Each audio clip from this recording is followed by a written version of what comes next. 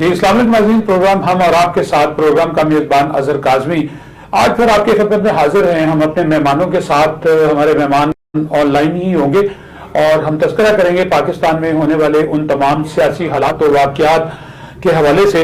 ابھی ریسنٹلی آپ نے دیکھا کہ جو کے پی کے میں الیکشن ہوا، کچھ اس پر بھی بات کریں گے، کچھ میرے پاس ہیڈ لائنز ہیں۔ اس سے پہلے آپ کو بتاتا چلوں ناظرین، کرونا کے جو معاملات ہیں وہ دن بدن خراب ہوتے چلے جا رہے ہیں، اور میں اپنے پاکستان بھائیوں سے اور سمندر پار پاکستانی جو ہیں ان سے ریکویسٹ کروں گا کہ آپ زیادہ سے زیادہ ماسک کا استعمال کریں اور کورونا سے کی ویکسینیشن کروائیں اور اپنے آپ کو کورونا سے محفوظ رکھیں۔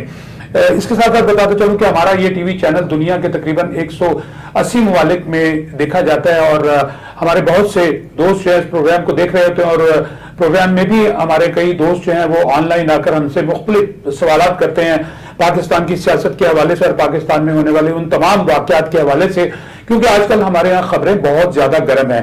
ابھی ریسنٹلی جو الیکشن ہوا اس پہ بات کریں گے، پھر اس کے ساتھ ہی پہلے ہم ایک فارمیٹ کے تحت چلیں گے اس میں اپنی ہیڈ لائنز کے ساتھ، اور اس کے بعد پھر ہم اپنے پروگرام کا باقاعدہ طور پہ آغاز کریں گے۔ اس کے ساتھ آپ کو یہ بھی بتاتا چلوں کہ ایک بڑی اہم بات ہے کہ اب میں اپنے اس پروگرام میں ہر پروگرام میں ایک سمندر پار پاکستانی جو ہمارے وہاں کے لوگ ہیں ان کو اپنے پروگرام میں لائیو لیا کروں گا۔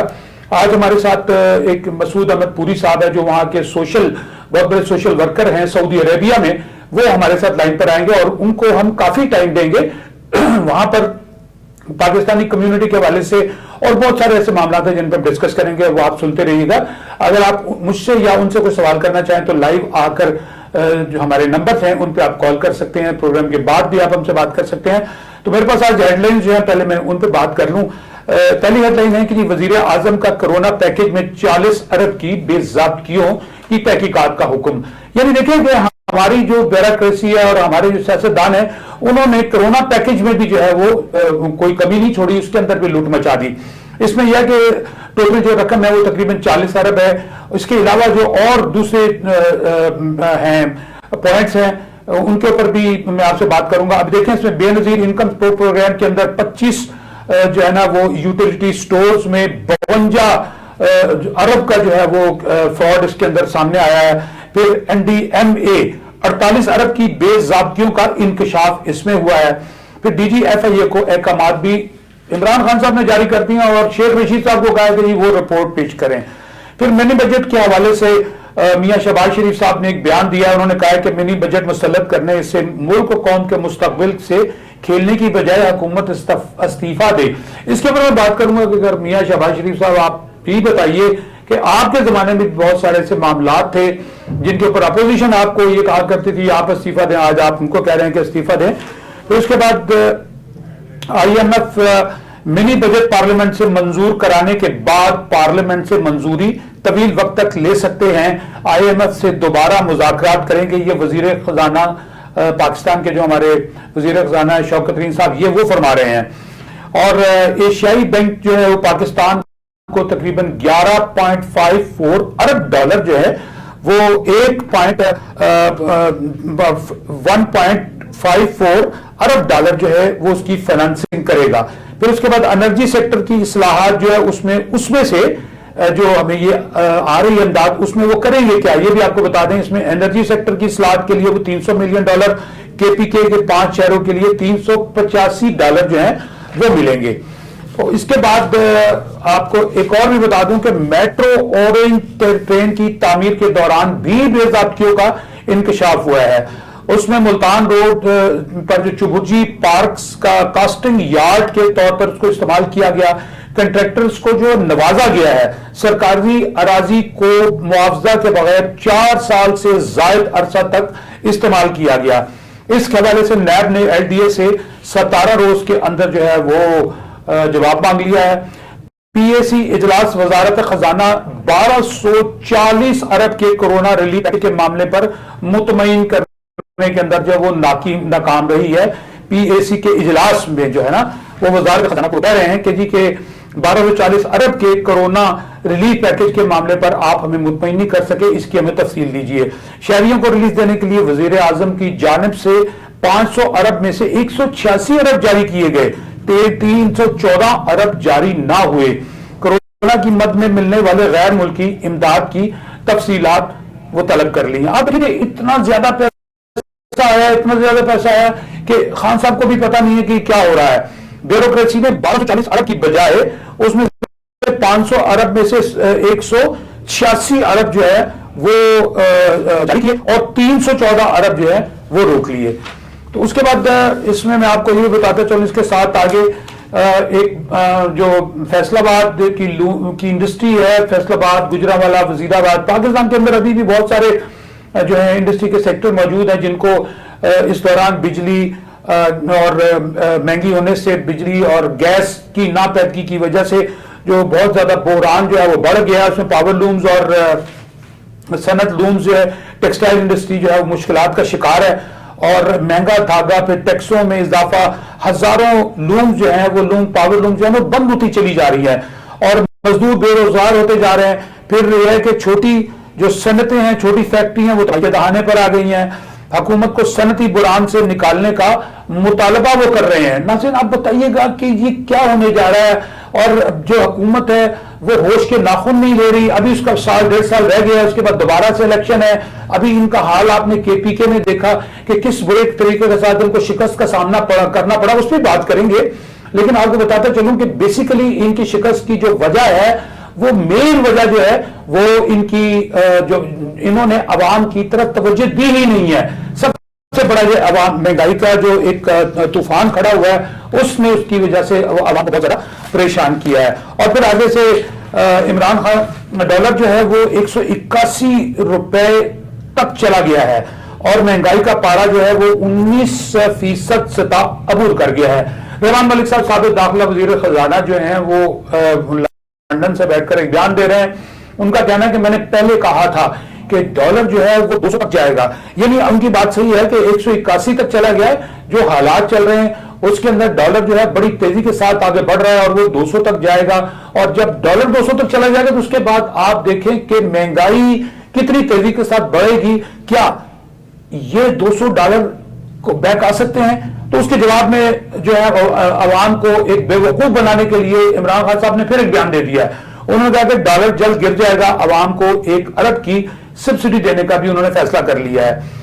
ناظرین دیکھیں اس طرح کے جو معاملات ہیں, اب سمندر پار پاکستانی ہمارے بھائی بھی دیکھ رہے ہیں.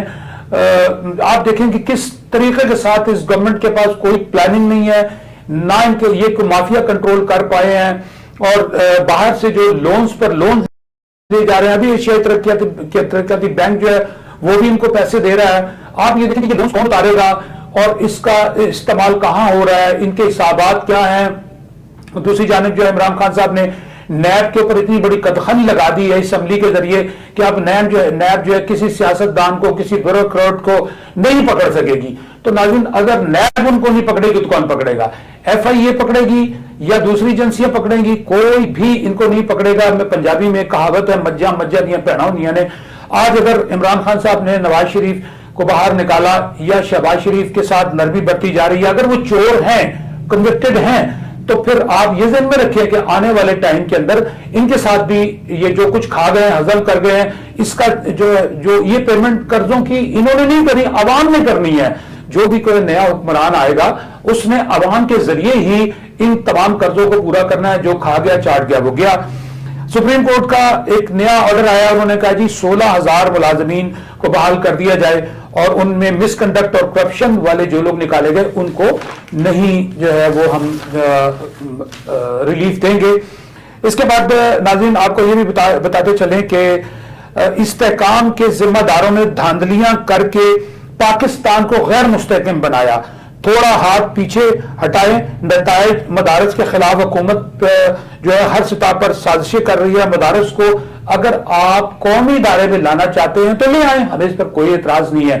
یہ مولانا فضل الرحمان صاحب کا کہنا ہے. لیکن میرا خیال ہے کہ آپ کو میں تھوڑا سا KPK کے حوالے سے بتاتا چلوں. مجھے شارٹ بریک کے لیے کہا جا رہا ہے, لیکن ہم جائیں گے شارٹ بریک کے لیے. پہلے میں آپ کو تھوڑی سی ایک, کیونکہ سمندر پار پاکستانی جو ہیں ان کو ضرورت ہوتی ہے کہ ہمیں کچھ جو ہے وہ حالات جو ہے تفصیل میں ملیں, تو میں آپ کو بتاؤں کہ یونین کونسل KPK کے اندر جمعیت علماء اسلام, آزاد, PMLN, تحریک انصاف, تقریباً یہ میرا خیال سے کوئی 7-8 پارٹیاں جنہوں نے اس میں حصہ لیا. جو ہمارے پاس رزلٹ آئے ہیں فائنل رزلٹ اس میں جمعیت علماء اسلام نمبر 1 پہ رہی ہے، اس نے 22 سیٹیں لی ہے، آزاد امیدواروں نے 8 لی ہیں، پاکستان مسلم لیگ نون جو ہے وہ صرف 3 سیٹیں لے کے پائی، تحریک انصاف 14 سیٹیں لے گئی، تحریک اصلاحات پاکستان 1 سیٹ لے پائی، عوامی نیشنل پارٹی نے 7 سیٹیں لی، جماعت اسلامی 2 لے پائی اور پاکستان پیپلز پارٹی صرف 1 سیٹ لے پائی، جبکہ لکی مروت میں دوبارہ گنتی جو ہے وہ اس کا کہا گیا ہے کیونکہ وہاں پر نتیجہ بدل گیا ہے اور نتیجہ گنتی کے بعد جے یو آئی جو ہے وہ وہاں سے 1 سیٹ اور نکال گئی ہے۔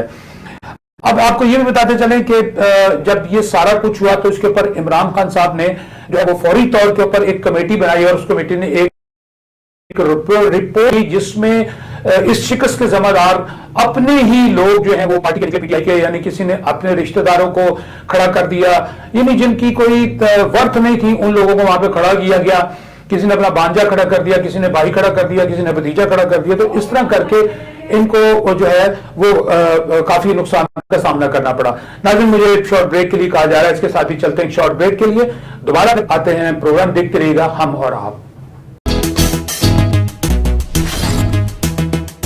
جی السلام علیکم پوری صاحب۔ ناظرین ہمارے ساتھ ناظرین سعودی عربیہ سے سوشل ورکر ہیں ایک سعودی مسعود احمد پوری صاحب۔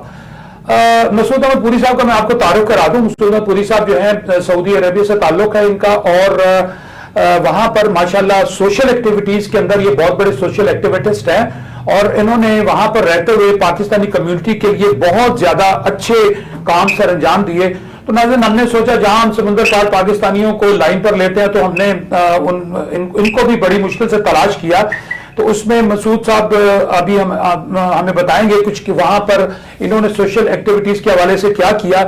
مسعود صاحب یہ بتائیے گا کہ سعودی عرب میں پاکستانی ایمبیسی جو ہے وہ کس حد تک پاکستان میں مقیم پاکستانیوں کے لیے مددگار ثابت ہو رہی ہے، سابقہ حکومتوں میں اور موجودہ حکومت میں کس حد تک یہ جو ہے مددگار ہے؟ کیا سابقہ حکومت زیادہ مددگار تھی یا اس میں مددگار ہے؟ بسم اللہ الرحمن الرحیم۔ میں یہ سمجھتا ہوں جی کہ سابقہ حکومتوں میں یا ابھی حکومتوں میں تقریباً جیسے ہی فعال ہے، مگر اس حکومت جو ایک چیز بہتر ہوئی ہے وہ یہ ہوئی ہے کہ انہوں نے جو وہ سٹیزن پورٹل کا آغاز کیا ہے اس کی وجہ سے اب یہ ہے کہ وہ پہلے سے بہتر ہو گئی ہے، اور ایمبیسی جو ہے نا اپنے مواقعات کے مطابق پاکستانیوں کے لیے ہر وقت ہی مددگار موجود ہوتی ہے، اور جہاں بھی ان کو ضرورت ہوتی ہے آپ صحیح بندے کو اپروچ کر لیں تو آپ کو جو ہے نا ضرورت جو ہے نا مدد مل جاتی ہے وہاں سے۔ اچھا مجھے یہ بتائیے گا پوری صاحب کہ کیا سٹیزن پورٹل کا آپ نے ذکر کیا، سٹیزن پورٹل تو نواز شریف صاحب کے دور میں بھی تھی اور اب بھی سٹیزن پورٹل کام کر رہی ہے، لیکن جو میرا اپنا وہاں پر آنا جانا ہے، میں آتا جاتا ہوں وہاں پر مال روڈ پہ ان کا آفس ہے، تو میرا خیال تھا کہ یہ نواز شریف کے دور کے اندر بہت زیادہ لوگوں کے کام ہوئے، تو آپ کیا سمجھتے ہیں کہ اس دور کے اندر کس حد تک لوگوں نے آپ کو آ کر بتایا کہ جی وہاں پر پاکستان کے اندر سٹیزن پورٹل کے اوپر جو ہے وہ بہت زیادہ اچھا کام ہو رہا ہے، کیونکہ یہاں پر جو زیادہ معاملات ہیں لوگوں کے وہ ان سمندر پار پاکستانیوں کی پراپرٹیوں پر قبضہ جات کے ہیں؟ سر دیکھیں میں یہ سمجھتا ہوں کہ یہ ہماری موجودہ گورنمنٹ جو ہے نا ماشاءاللہ ایڈورٹائزنگ میں اور پروپیگنڈا میں تو نمبر 1 ہے نا۔ یہ بات آپ کی صحیح ہے کہ نواز شریف یہ پورٹل رجسٹر ہوا تھا اس وقت اس پہ کام ہوتا تھا، لیکن اس کی کوئی جو ہے نا اتنا پروپیگنڈا نہیں ہوتا تھا، اب یہ پروپیگنڈا زیادہ ہوتا ہے اور کام کم ہوتا ہے، مگر بہرحال لوگوں کو اس کا فائدہ ہو رہا ہے، اور میں سمجھتا ہوں کہ وہ ناخوش کرنے کے بعد بھی یہ ایک ایسا کام ہے جو کہ اور سی پاکستانی کے لیے مدد فراہم کر رہا ہے۔ اچھا پوری صاحب سوشل ایکٹیوسٹ آپ ایکٹیوسٹ ہیں ماشاءاللہ، مجھے ایک پرسنٹیج بتا دیجیے گا کہ کیونکہ آپ یہ ضرور آپ کو پتہ لگتا رہتا ہوگا وہاں کے پاکستان وہاں سے جو لوگ یہاں پہ آتے ہیں ان کے مسائل کی جو پرسنٹیج مجھے بس سے بتا دیجیے گا کہ کیا اس دور میں پرسنٹیج زیادہ تھی یا لاسٹ گورنمنٹ کے اندر پرسنٹیج زیادہ تھی؟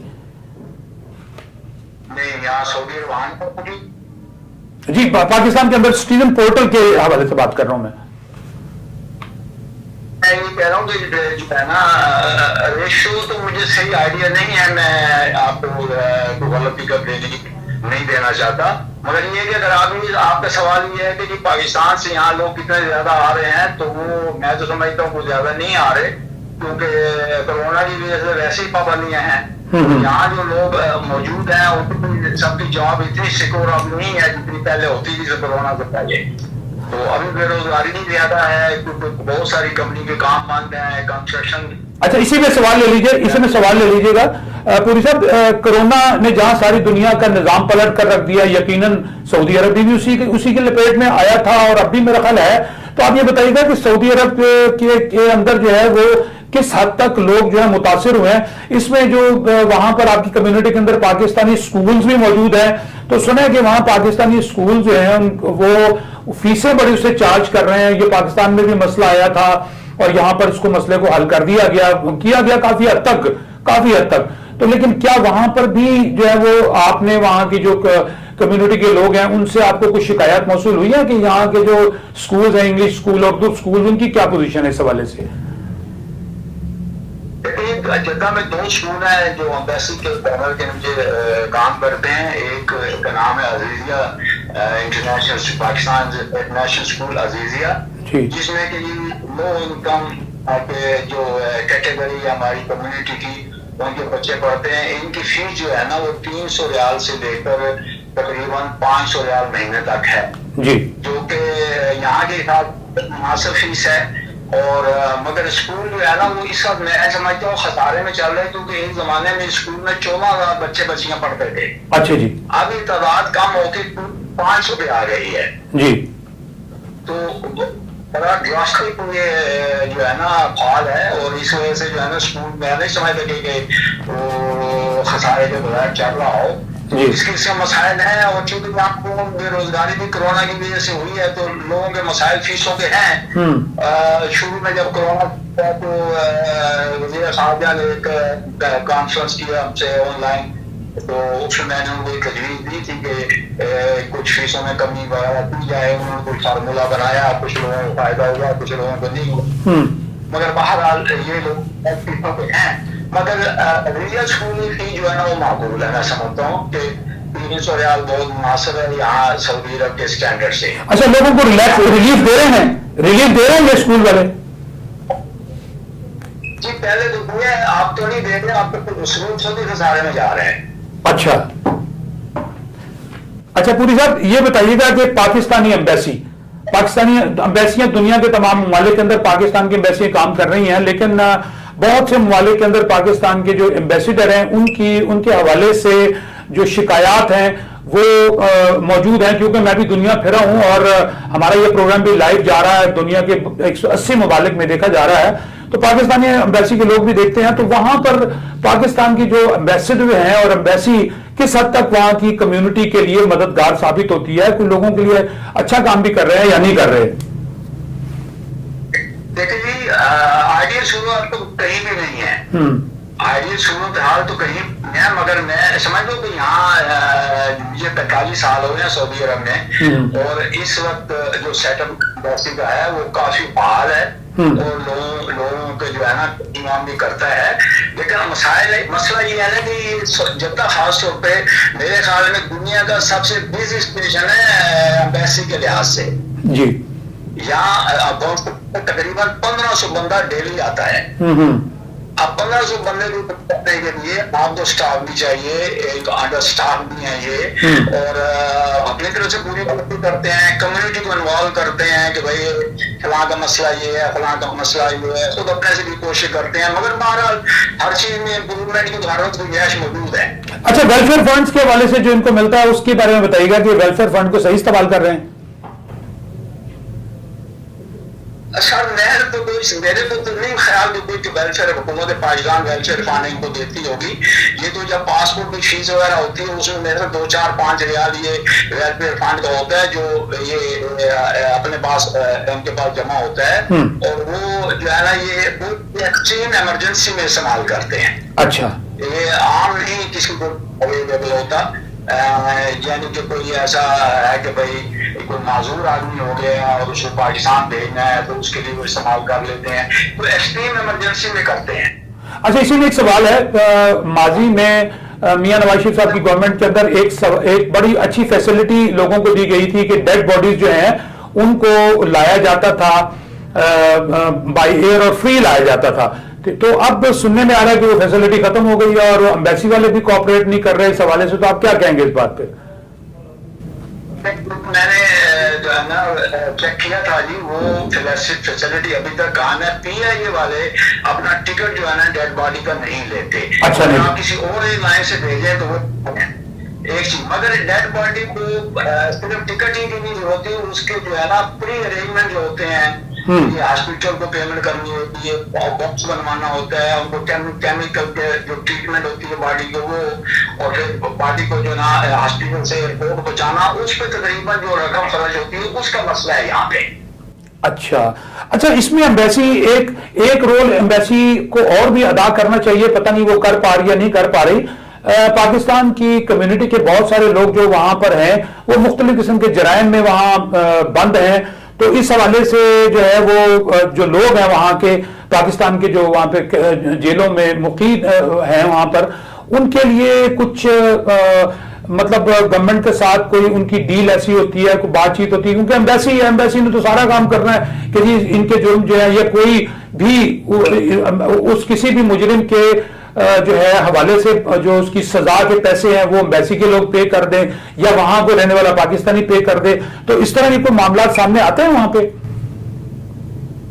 دیکھیں امبیسی تو کوئی ذاتی طور پہ تو یہ اس کے پیسے ویسے نہیں دیتی. دیکھیں میرے نالج کے مطابق اس وقت سعودی عرب کی جیبوں میں تقریباً 3000 پاکستانی ہیں. اچھا. ان کو 20-25-30 منشیات کے میں ہیں اور 10-20-50 جو ہے نا کوئی بڑے جرم میں ہیں، مگر باقی جتنے بھی ہیں نا میرے 2900 کے قریب، اس کے سارے چھوٹے کسی کے لین دین کا معاملہ ہے، کسی نے کفیل کے ساتھ جھگڑا ہے، اس کے جو معاملات ہیں، اور وہ جو ہے نا وہ جو ہے نا 10,000 ریال سے لے کر 50-60 ہزار ریال تک کے معاملے ہیں. تو ہم جیسے میں نے آپ کو بتایا کہ ہم سوشل ورک کرتے ہیں، تو ہماری یہاں ایک کشمیر کمیٹی بنی ہوئی ہے امبیسی اور قونصلیٹ پرستی میں جی. میں اس کا چیئرمین ہوں. ہماری 5-6 رکن کمیٹی ہے جی. اس میں سے ہم نے جو ہے نا اس کمیٹی میں جو قونصلیٹ کی سرپرستی میں ایک اپنی کمیٹی سب کمیٹی بنائی ہوئی ہے، جو ہم قیدیوں کی رہائی کے لیے فنڈ اکٹھا کرتے ہیں، اور وہ جو ہے نا ہمارے پاس کیس آتے ہیں. ہمارے ایک ساتھی ہیں نصر اقبال، وہ اس کو ہیلپ کرتے ہیں، ساری پاکستان سے انکوائری کرتے ہیں، اور پھر یہاں اپنے سرکل میں جو ہے نا واٹس ایپ میسج سے لوگوں سے کہتے ہیں کہ ڈائریکٹ پے کریں. جیل کے اندر ان کا ایک بینک اکاؤنٹ کھولا جاتا ہے، اس کو پیمنٹ کرتے ہیں. اور اس میں یہ ہم نے 2 سال سے کام شروع کیا ہے، اور ابھی تک ہم 113 جو ہے نا قیدی چھڑا چکے ہیں. اچھا، ٹوٹل آپ نے 3000 بتائے قیدی جیل کے اندر ہیں؟ 3000 ہے جو رف آئیڈیا ہے. اور جو چھوٹے کیسز کیا وہ کتنے ہیں؟ یہ سب ٹوٹل ہیں، ان میں سے 2900 چھوٹے کیسز کے ہیں. اس میں سے ہم نے جیسے میں نے بتایا 113 ابھی تک رہا ہو چکے ہیں، جن میں تقریباً ہمارے ڈونیشن اکٹھے کر کے 15 لاکھ ریال کی پیمنٹ کر کے سرکاری خزانے میں ان کو رہائی دلائی ہے. اور یہ سارا کام قونصلیٹ جدہ جے کی سرپرستی میں ہو رہا ہے. اچھا، 2900 چھوٹے کیسز کے ہو گئے اور 100 جو ہیں وہ منشیات والے ہیں. منشیات والے 20-30 ہیں، اور باقی 60-70 جو ہے نا وہ جرائم ہے، کوئی قتل گیا، کوئی یہ ہے، کوئی اس قسم سے وہ مختلف جرائم میں سے ہے.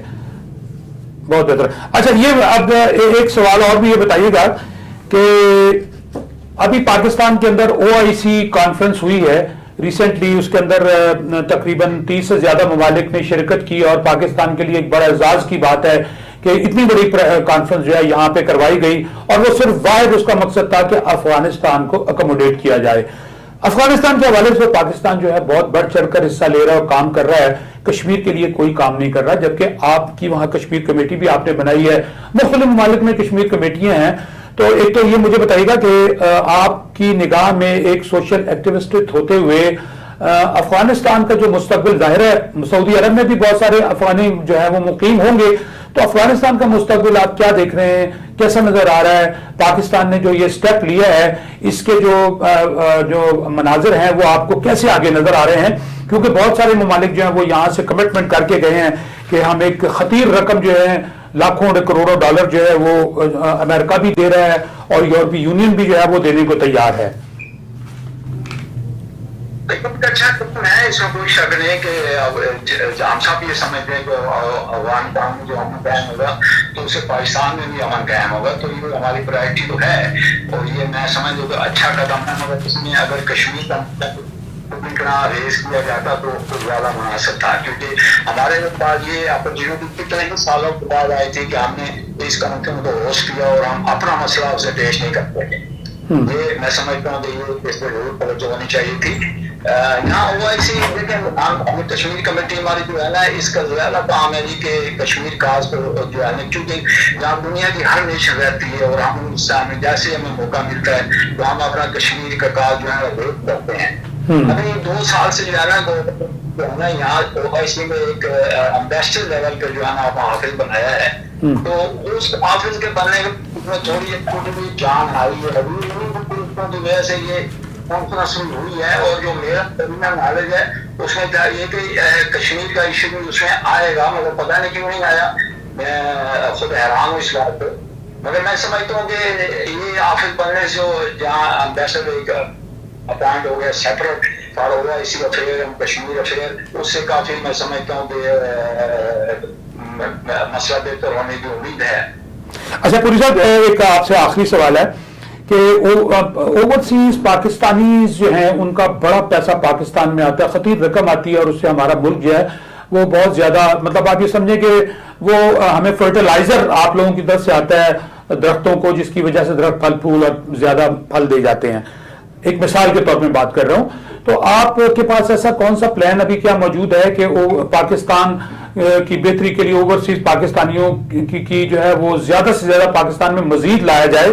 اور پھر اس کے علاوہ ماضی کے اندر بھی جو ہے وہ نواز شریف صاحب نے قرضہ اتارو اسکیم جو تھی، اس کے اندر جو واقعی بہت زیادہ پیسہ آیا، اس پیسے کا نہیں پتہ لگا، تو اگر آپ مزید ایک نئے اسٹیپ کے ساتھ پاکستان کے اندر پیسہ بھیجنا چاہتے ہیں، کیا آپ اس چیز کے اوپر بلیو رکھتے ہیں کہ آئندہ یا عمران خان کی حکومت میں جو بھی پیسہ سمندر پار پاکستانیوں کا پاکستان کی بہتری کے لیے آئے گا وہ صحیح استعمال ہوگا کیا؟ دیکھیں، میں اس بات میں تھوڑا سا آپ کو کلیریفائی کروں کہ یہ جو نواز شریف صاحب کے زمانے میں کرو اتارو ملک سنوارو والا جو تحریک شروع ہوئی تھی نا، نواز شریف صاحب تو اس میں 101 مخلص تھے جی، اور جو بھی اس وقت اکٹھے ہوئے وہ سارا حساب جو ہے نا اسٹیٹ بینک کی ویب سائٹ پہ موجود ہے، منسٹری آف فائنانس کی موجود ہے، وہ صرف سیاسی پوائنٹ اسکورنگ کے لیے جو ہے اس کو مس یوز کرتے ہیں، مختلف ریپوں سے بات کرتے ہیں، حالانکہ وہ ساری رقم جو آئی تھی اس کا ہمارا حساب موجود ہے، اس میں سے بہت سارے لوگوں نے ڈونیشن دیے تھے، بہت سارے لوگوں نے قرض دیا تھا، تو وہ قرض بھی لوگوں کو واپس دیے ہیں، اس کا بھی ریکارڈ سارا موجود ہے۔ بس ہماری سیاست گمبھیر ہو گئی ہے کہ ہم اس کو جو ہے نا اس کو غلط استعمال کرتے ہیں، سیاسی پوائنٹ اسکورنگ کے لیے استعمال کرتے ہیں، اور میں سمجھتا ہوں کہ اوورسیز پاکستانی جو ہیں وہ اگر لیڈر صحیح ہو تو شاید یہ پیچھے قدم نہیں ہٹائیں گے، آگے ہی بڑھ کر ملک کی خدمت کرنے کی کوشش۔ تو اس کا مطلب ہے کہ نواز شریف صاحب جو ہیں انہوں نے، آپ کا کہنا یہ کہ نواز شریف صاحب جو ہیں انہوں نے پیسہ صحیح جگہ استعمال کیا، اور آئندہ سمندر پار پاکستانی جو ہیں وہ چاہے جو بھی ہو پاکستان کے لیے پیسہ بھیجتے رہیں گے؟ جب ہمیں اس کی ضرورت پڑی تھی تو اس کا بیک گراؤنڈ یہ بھی تھا کہ انہوں نے پوری دنیا کی محافظت لے کر ایٹمی دھماکے کیے جو آج ہماری عافیت کا نشان بنے ہوئے ہیں۔ اچھا، میرے سے آخری سوال ہے، میرا ٹائم بھی ختم ہو رہا ہے، مجھے یہ بتائیے گا کہ حکومت نے ابھی حالیہ $3 ارب کی خطیر رقم سعودی عربیہ سے سود کے ساتھ قرض پر لی، تو آپ مجھے شارٹ ٹرمز کے اوپر لی ہے، تو آپ مجھے بتائیے گا کہ کیا سعودی عرب سے کبھی پاکستان نے جب بھی پیسہ لیا وہ بغیر، میرا خیال ہے بغیر سود کے ہی لیا ہے، تو یہ پہلی بار ایسی ایکسرسائز ہوئی ہے، تو آپ کیا سمجھتے ہیں کہ اس کے اندر حکومت اور شوکت ترین جو ہے وہ ان کی ایک ناکامی نہیں ہے اس کے اندر کہ وہ اس کے اوپر ان کو مجبور ہی نہیں کر سکے، یا انہوں نے ان کے اوپر اعتماد نہیں کیا؟ ہر بات یہ ہے نا کہ ہم نے اپنے بہت سے اچھے دوستوں کو جو ہے نا دوست نہیں رہنے دیا اپنی خارجہ پالیسی کی وجہ سے، یہ وجہ ہے۔ شوکت ترین صاحب زرداری صاحب کے دور میں ناکام ہو چکے تھے، وہ اپنا میں بھی ناکام ہو چکے تھے، پتہ نہیں ان کو کیوں آزمایا ہے، کیا پاکستان ابھی تک تجربہ گاہ ہی ہے؟ کوئی میسج دینا چاہیں گے آپ پاکستانی حکومت اور عوام کے لیے؟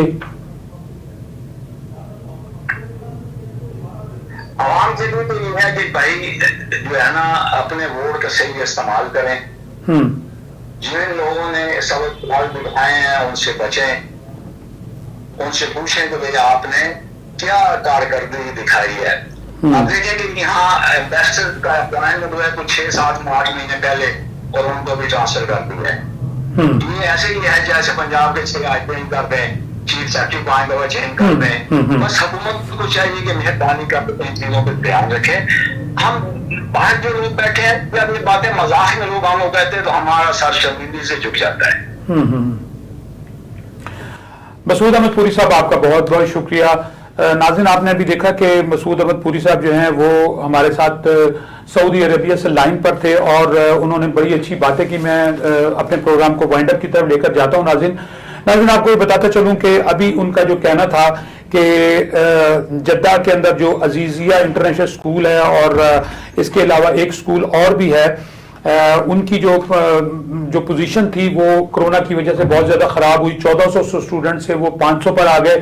مطلب وہ لاس کے اندر جا رہے ہیں تو ظاہر ہے وہ فیسوں کا تقاضا کریں گے اور بہت سارے جو وہاں رہنے والے مقیم لوگ تھے وہ وہاں چھوڑ کر وہاں سے واپس اپنے اپنے ملکوں کو چلے گئے کرونا کی وجہ سے. تو ابھی تک بھی جو حالات وہاں پر خراب ہیں اور ناظرین آپ دیکھ رہے ہیں کرونا جو ہے وقت کے ساتھ ساتھ ایک نئی شکل اختیار کر کے بڑھتا چلا جا رہا ہے. اب آپ دیکھیں کہ آج کی رپورٹ کے مطابق انگلینڈ کے اندر 1 لاکھ مریض جو ہیں وہ پوائنٹ آؤٹ ہوئے ہیں. تو اللہ تعالیٰ اپنی رحمتوں کے دروازے کھولے. اس کے ساتھ وہ بتا رہے تھے کہ 3000 پاکستانی جو ہیں وہ وہاں کی جیلوں میں قید ہیں اور جن کے لیے وہاں پر انہوں نے ایک ایمبیسی کے ساتھ مل کے کمیٹی بنائی ہے جو وہاں پر یہ خود ہی اپنے فنڈز کے ساتھ چھوٹے چھوٹے جو کیسز میں ملوث لوگ ہوتے ہیں ان کو چھڑوا دیتے ہیں. اور نواز شریف کے جو قرضہ مکاؤ اسکیم کے حوالے سے قرضہ دے کر ملک کے اندر غربت کے خاتمے یا اس کی بہتری کے لیے جو ایک انہوں نے قرضہ اسکیم شروع کی تھی اس حوالے سے جو انہوں نے جواب دیا, ان کا یہ کہنا تھا کہ نواز شریف صاحب نے جو پیسے لیے تھے وہ یقیناً پاکستان کے اندر ہی اور پاکستان کے اندر ہی استعمال ہوئے, لیکن ہمارے حکمرانوں کو جو ہے وہ ایک پوائنٹ سکورنگ کی جو عادت ہے لہذا قرضہ سواروں ملک سواروں کے لیے جو قرضہ لیا گیا وہ ملک کے اندر ہی استعمال ہوا, وہ اس کو غلط استعمال نہیں کیا گیا.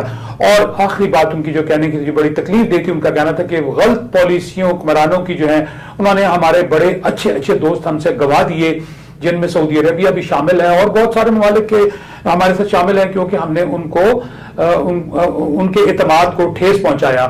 تو اسی طرح ناظرین اور بہت ساری چیزیں ہیں لیکن میرے پاس ٹائم کا پروگرام ختم ہو رہا ہے. انشاءاللہ تعالی اگلے پروگرام میں پھر نئے دوست جو ہمارے کوئی ساتھی ہوں گے ان کے ساتھ کوشش کریں گے ہم اپنے پروگرام میں سمندر پار پاکستانیوں کو ہی لائیں. تو اس کے ساتھ ہی مجھے اجازت دیجیے. میرے تمام پروگرام دیکھنے والوں کا بہت شکریہ. خدا حافظ.